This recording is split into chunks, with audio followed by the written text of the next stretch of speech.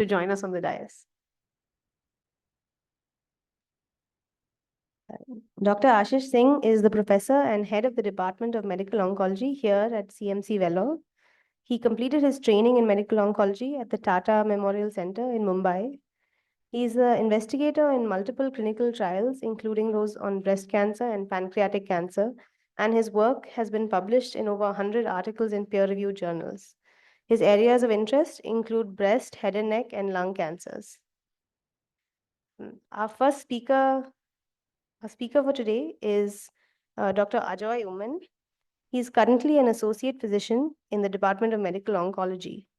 He has received multiple awards, including the Best Researcher Award from the Tamil Nadu MGR University and international research funding with an international grant from the National University of Singapore in 2020 and the Conquer Cancer Global Oncology Young Investigator Award from the ASCO this year in 2024. His areas of interest include head and neck and gastrointestinal oncology, and today he will be speaking to us on updates in medical oncology. Welcome, Dr. Ajoy.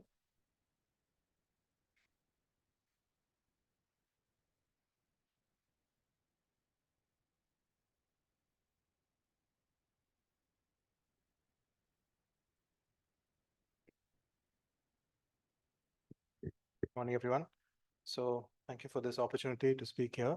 So I have the unenviable task of doing the updates in the whole of medical oncology in 30 minutes. So my goal today is not to bore you with a whole lot of drugs whose names you cannot pronounce, but unfortunately there'll be a few of those. But my goal today will be to try and give the principles of where the field has been and where it's been moving and what we are likely to see in future. So in the year 2000, Hanahan and Weinberg published a seminal paper on the hallmarks of cancer. And they came up with 6 hallmarks of a cancer cell, which was it should have self-sufficiency in growth signals. It should be insensitive to growth inhibitory signals. It should be capable of invasion and metastasis. It should have limitless replicative potential. It should be able to derive its own blood supply and evade apoptosis. So these are the 6 initial hallmarks. 10 years later, in 2012, they updated it to add another 4 more to make it 10 hallmarks of cancer. So to this, they added, you can see on the right, avoiding immune detection. They added the role of inflammation down on the bottom right. Then they added the role of genomic instability and how the cancer cell, because of its constant replication, is prone for DNA breaks and DNA defects. And lastly, on the top left, an abnormal metabolism seen in the cancer cell. So I'm saying this to use this as a framework for how we're going to talk about what are the updates and what are the ways in which the therapeutics of oncology has evolved in the last decade or so. So let's talk about a few of them. I won't cover all of them. I'll just cover a few highlights. So the first is with regards to sustained proliferative signaling. And for this, I'm going to use the example of EGFR inhibitors and BRAF inhibitors. So what does this mean? So take the example of lung cancer. 25 years ago, it was sufficient for us to know small cell versus non-small cell lung cancer. And with chemotherapy, your expected survival was not even 10 months, definitely difficult to go more than a year.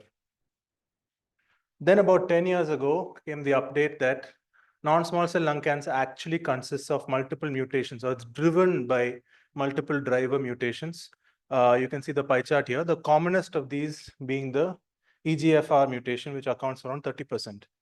Even in India, around 2015, the figure marked A, you can see non-small cell lung cancer accounted for about 25%, or EGFR mutation accounted for 25% of non-small cell lung cancers. So that means 1 out of every 4 patients are going to carry this mutation. And why is this important? It's important because these are the curves from the latest trial using a 3rd generation EGFR inhibitor called osimertinib. And it has demonstrated an improvement in survival. It has already been shown that the use of TKI is better than chemotherapy. This is showing that the use of the newer drug was better than the older drugs. And you can see the median survival. What I showed you of less than 10 months has now become almost 38 to 40 months. So this is the sequential improvements in survival that have been attained by identifying the driver mutation and targeting it. Now, another example, this is in colorectal cancer. Similar to lung cancer, the molecular pathway for colorectal cancer involves a surface receptor on which the growth signal comes, followed by which a sequence of events that leads to cell cycle progression. The commonest of these is a mutation in the RAS, which is in green, and the RAF. Mutations in these two make the signal constitutively on, and therefore the cell goes on replicating and goes on replicating. Among these, the BRAF mutation is particularly bad because it is associated with very poor prognosis. So BRAF mutated colorectal cancer accounts for about 10% of all the colorectal cancers.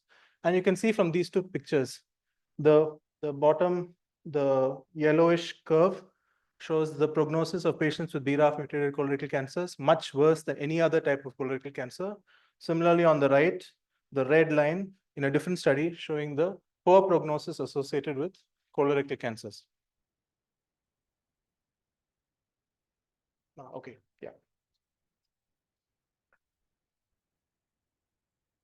Right. So not to confuse you too much, but then this is the results from a trial in which they have attempted to block the BRAF mutation while simultaneously blocking two other steps of the pathway.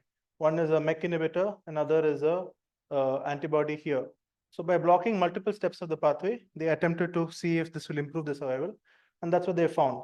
They found that the use of two agents, that is the BRAF inhibitor and the EGFR on the cell surface, has improved the survival in patients with BRAF mutated colorectal cancer. So there are many, many more examples that I can use, but I've just used these two as examples for how blocking growth signals has led to an improvement in survival in across multiple cancers. Now, the next hallmark that I'll talk about is with the evading growth suppressors. And for this, I'll use the example of cyclin-dependent kinases. So what is this? So we all know the cell cycle, and we all know that in cancer cells, they cycle through the cell cycle very rapidly for continuous mitosis. And why does this happen? Basically, our cell cycle has two checkpoints, the most important of these being the G1 to S checkpoint. And at this G1 to S checkpoint is it's controlled by cyclins. And for the activation of these cyclins, you need proteins called cyclin kinases, which you can see here. Now, if you can give drugs, so certain cancers like ER-positive breast cancer overexpress these cyclin kinases. And because of the excessive cyclin kinases, the cell is able to cycle through the cell cycle very quickly and continue mitosis. So by the use of drugs that block these or inhibit these kinases, are able to slow down the cell cycle and thereby control the cell growth. So this, I'm sorry for the busy slide, but just focus on this one line. This is a slide showing all the different trials across ER-positive breast cancer in which they've used a CDK4 inhibitor with a hormonal agent. And you can see consistently the combination was improved survival by almost double. And it improved both time to progression as well as their overall survival. So this is an example of how evading growth inhibitors, and that is something that we can use. Thirdly, and I'll spend some time here on avoiding immune destruction. Now, it's being increasingly recognized that cancer in many sites is actually a failure of immune surveillance. And the cancer cell is able to evade our immune detection. The determination or the discovery of these immune evasion techniques are called immune checkpoints, led to the 2018 Nobel Prize in Medicine to the two people who discovered these checkpoints. So the checkpoints happen at two sites. One is the priming phase of the immune system, where your antigen presenting cell is presenting it to the T cell, presenting the antigen to the T cell. There, you need a co-stimulatory molecule, we know that, but there's also an inhibitory molecule called the CTLA4. And many times cancer cells induce an overexpression of CTLA4, thereby causing an inhibition in T cell priming. and therefore there isn't enough of an immune response in the presence of an abnormal tumor. Additionally, there can also be a checkpoint here at the effector phase, where even if the T cell is primed and recognizes that there is a tumor there, any T cell that comes close to the cancer cell will overexpress these ligands called PDL1 or programmed death ligands. This induces apoptosis of the T cell. So these two mechanisms are overexpressed in cancer cells, and therefore they are unable to, the body is unable to mount an appropriate immune response to the cancer cell. So by inhibiting these two inhibitors, we're able to enable the body to now mount an appropriate immune response. So here are a few examples. This is one trial showing the use of a PDL1 inhibitor called pembrolizumab in MSI-high colorectal cancer, showing an improvement this was compared to chemotherapy, improved progression-free survival and overall survival. This is an example in renal cell cancer. If you can use one immune checkpoint inhibitor, why not use both? So this is called dual checkpoint inhibitor therapy. And then again in RCC showing an improvement in progression-free survival and overall survival. This is in triple negative breast cancer, where the immune checkpoint inhibitor is combined with chemotherapy, showing an improvement in progression-free survival and overall survival. And this is across a sequence of trials in lung cancer, where immunotherapy was either used alone or as dual or with chemotherapy, all of it showing an improved survival over chemotherapy alone. So my point being that there are now almost 90 agents in trials all over the world as immune checkpoint inhibitors. In 2021, a study found 560 actively recruiting randomized trials for immune checkpoint inhibitors. So the usage or the enabling the body's immune system to identify cancer has been in many ways a turning point in the way we treat in oncology. But I only talked about 2 checkpoints. There are many more. There are many emerging checkpoints here. You can see all their names. And none of these have reached clinical use yet. The only promising one seems to be the addition of this LAG3 inhibitor, which in addition to CTLA4 has been found beneficial in certain diseases. Now, remember I said the cancer is in many ways a failure of immune surveillance. Now, this idea can be taken forward further. There are many bispecific antibiotics coming up. What does that mean? So you have, most cancer cells have a target, as I've shown you. There is a mutation, there is some abnormal antigen which can be targeted. And if you can have mAbs that target one end, and the other end is attached to a T cell receptor, we drag the T cell towards the cancer and induce an immune response. So that is one way in which the field is evolving. Another way is, as we already know, the use of adoptive T cell therapies or CAR T cell therapy is already being used in hematological malignancies, but it's being increasingly used in solid organ cancers as well. Among the two approaches, whether CAR T cell or bispecifics will be the way we move forward remains to be seen. Moving on to the next hallmark, we have known for a long time that inflammation, especially chronic inflammation, has a role in both initiation and promotion of cancer. We know this from the example of smoking causing lung cancer, from oral tobacco use causing oral cavity cancers, from hepatitis B infections causing hepatocellular cancers. We always knew this. And therefore, there has been a lot of interest in trying to use anti-inflammatory drugs as an anti-cancer agent. Now, before you all tell me that I'm talking about outlandish things which are, seen only in high-income countries, this is a trial done in TMH Mumbai.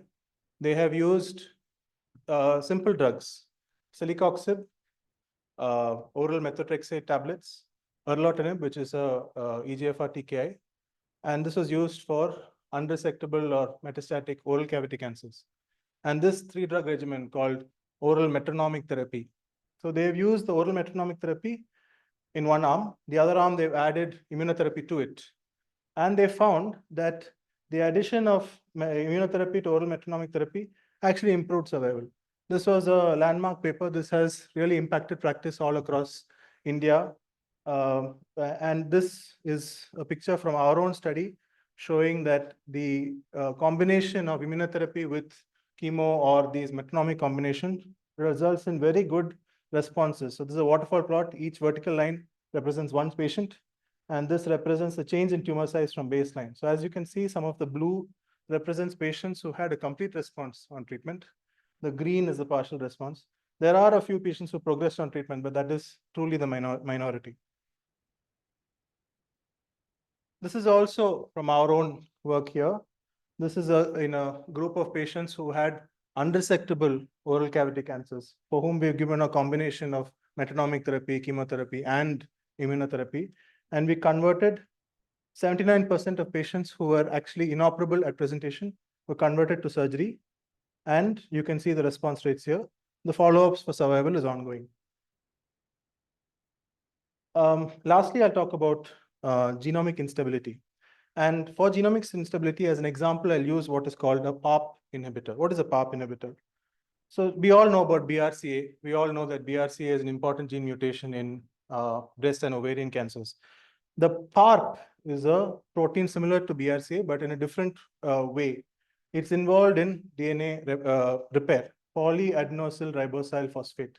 Now, what it does is when you have a normal single-stranded break, DNA break, the PARP is involved in aggregating enzymes to enable DNA replication. So PARP is involved in the single-strand DNA break repair. Now, when there is a failure of PARP, either through a drug or through some other mechanism, there is a failure of the DNA fork, there is a breakdown, and that results in double-stranded DNA breaks. Double-stranded DNA breaks normally are repaired through the BRCA pathway. But if the patient has a BRCA mutation already, then they are deficient here. And so by giving a PARP inhibitor, you are now denying the patient any way to repair abnormal DNA. This is a principle called synthetic lethality. And this has been used in BRCA mutated cancers. Now, for example, this is a trial in BRCA mutated carcinoma ovary. So patients with carcinoma ovary who had BRCA mutations completed surgery, chemotherapy, etc. And they were given a PARP inhibitor as a maintenance strategy. And at 2 years, you can see the use of a PARP inhibitor significantly improved their time to progression and overall survival. And this is now a standard of care.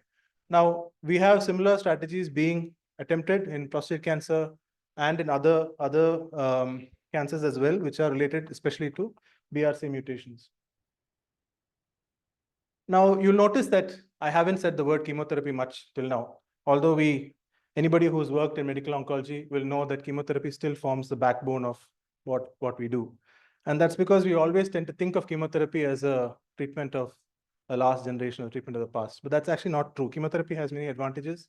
And the way the field is moving now is to try and leverage the advantages of chemotherapy along with what we now know about targeted agents and specific targeted treatments.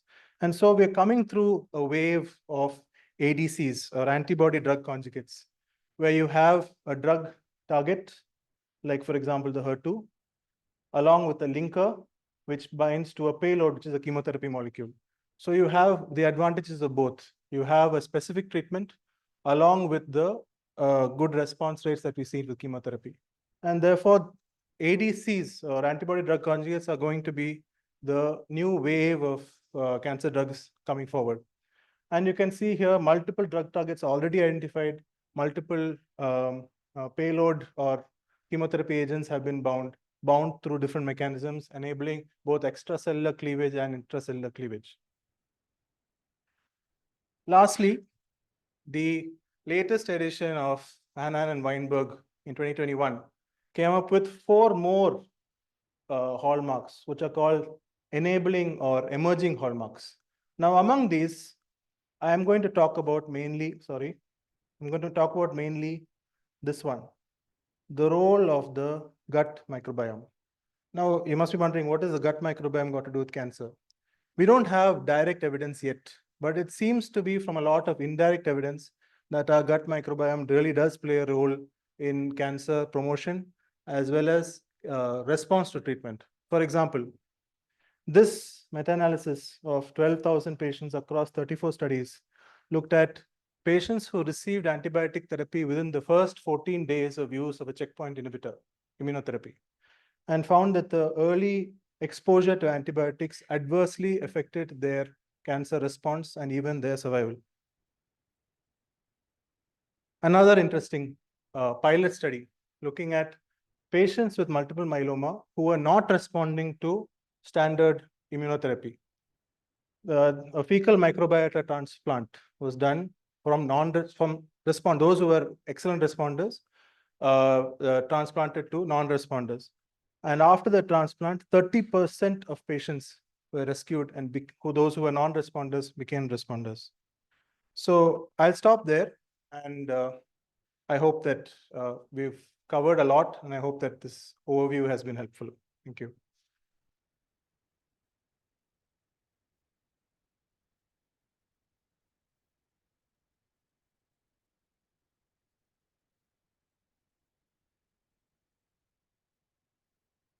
Thank you, Ajoy, for a very lucid presentation. And I'm sure all of you, some of you might have heard this for the first time. For some of you, this would be, you all would have had experiences with friends or family or your own patients. So if there are any questions, please stand up while we take questions online. Is there a moderator to take questions from? No, I mean, I don't see the questions.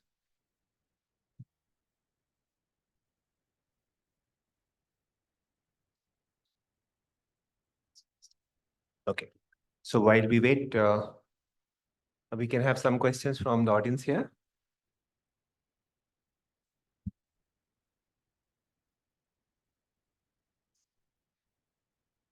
One question for Ajay and Ashish.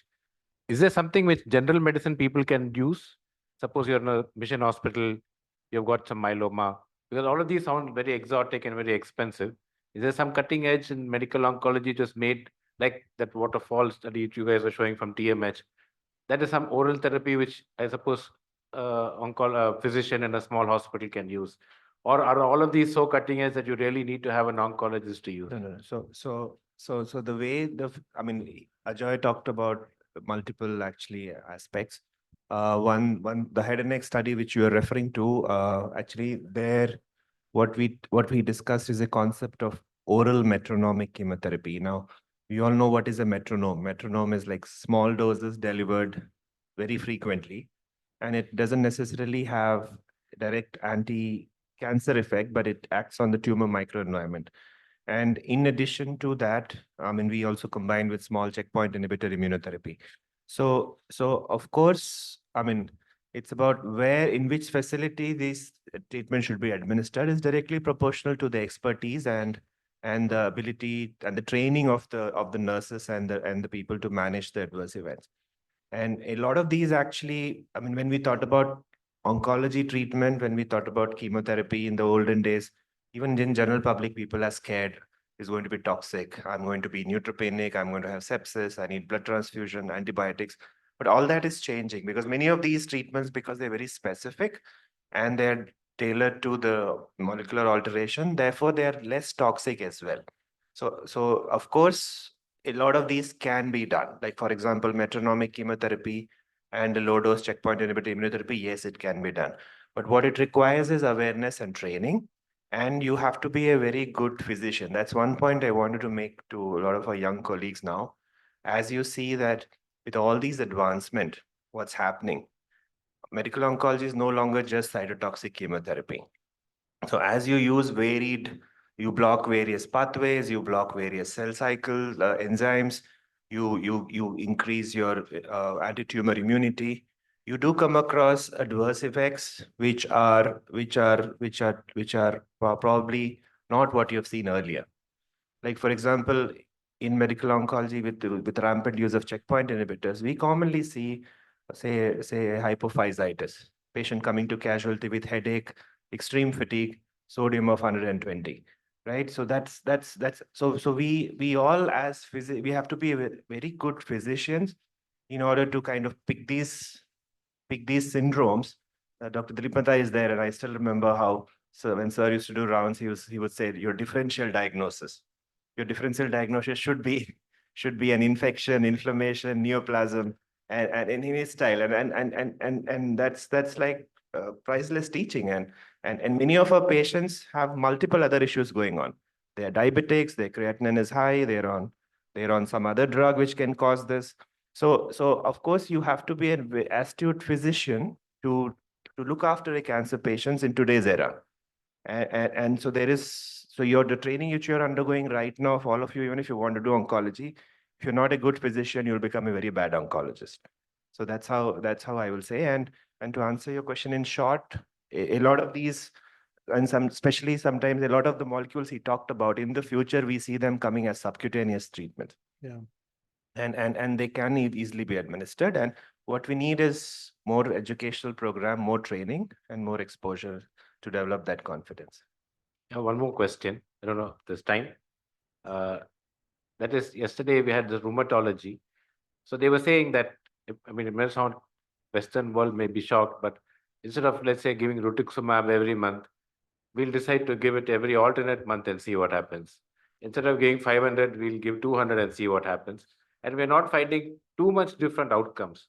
So is there any research in low and middle income countries for all these very expensive therapies to give this fantastic, make use of their research, but we tailor those to our affordability? I mean, I don't know if it's ethical or not. So no, it's extremely, that's a very important question. I mean, in the US, they talk about cancer moonshot. And they're saying we're aiming for the star, we want to solve this problem. But we in India, we talk about ground shot, in the sense, all these fancy things are okay, but they don't mean anything if access is poor.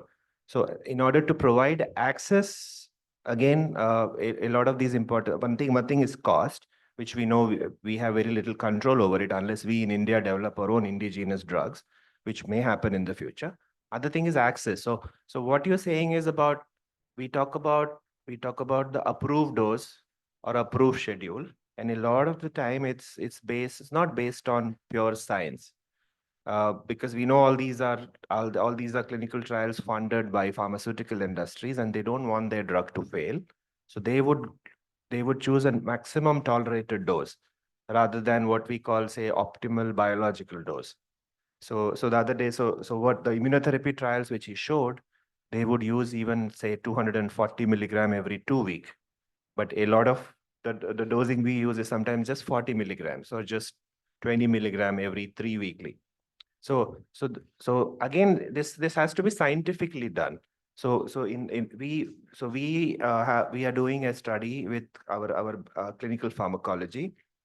We use a drug called osimertinib at a lower schedule, and we are checking pharmacokinetics of the drug and demonstrate that the progression-free survival is the same.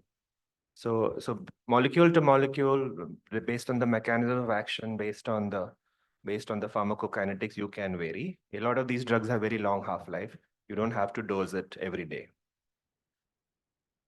Last question. Nanotech in medical onc, is it a upcoming field or that's lost out? At one time, nanotech was supposed to be the thing. So I think what that means is basically drug delivery. Drug delivery. So a lot of interest on how do we make this molecule delivered directly into the tumor and sparing normal tissues.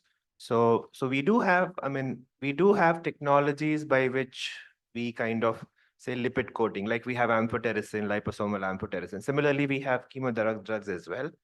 We have like paclitaxel. So you have a nanoparticle size paclitaxel. However, I think the field, it still is not very specific. It's not as specific as the ADCs he showed, the antibody drug conjugate. So you tag this drug to an antibody which will bind only if the cell has that protein. So that is what has taken off. But having said that, the field is growing so rapidly and so vast that it's not possible even for all of us to keep track of all cancers. So one has to. So I see a huge need, huge requirement, and one just focus on your area of research. And so like he said, CAR T cell. So somebody who goes into a CAR T cell kind of a treatment in terms of career and research, is very difficult for him to keep track on what's happening in, say, cervical cancer or gynecological cancer. Thank you. There are a few questions in the chat, sir. Okay, so I think one question for Ajoy. This very famous wonder drug dostarlimab in colon cancer. Where is it used? Is it used in only refractory, or can it be used in early colorectal cancer?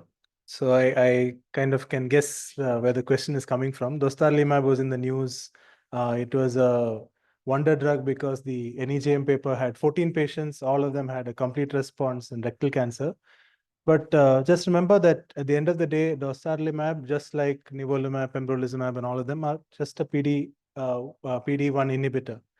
So the mechanism wise, if you ask me, is one better than the other? There's no reason for it to be so.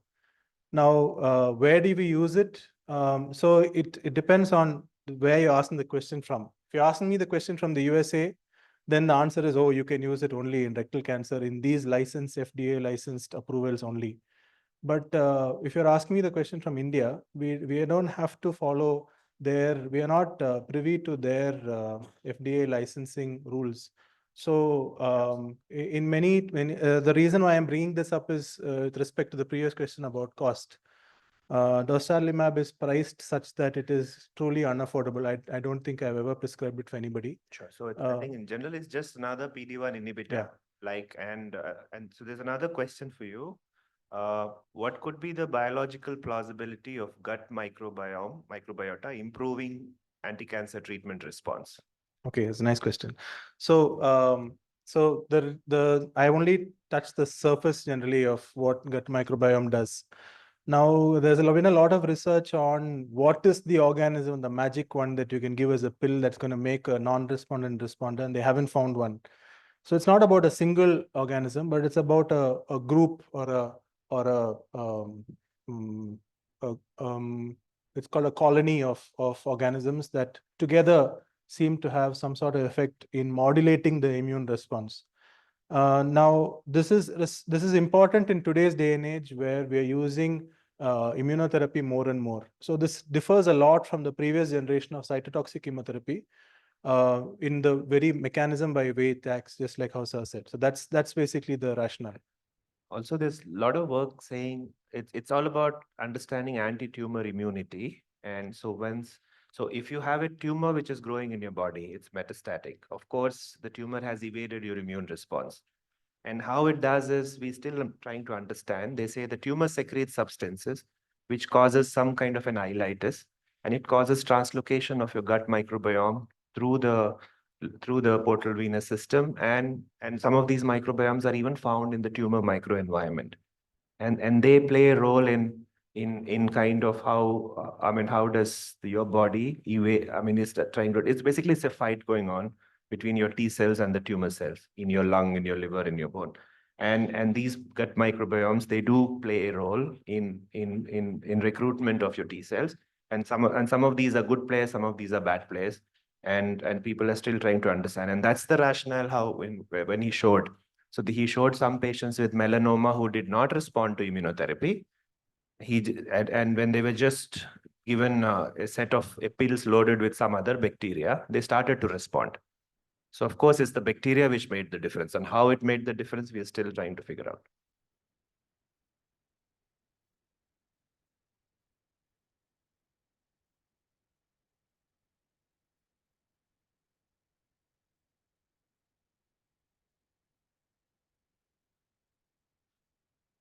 And there is another question of any role of high dose vitamin D or any of these vitamin supplementations in this question is specific to colorectal cancer, but what about other cancers as well?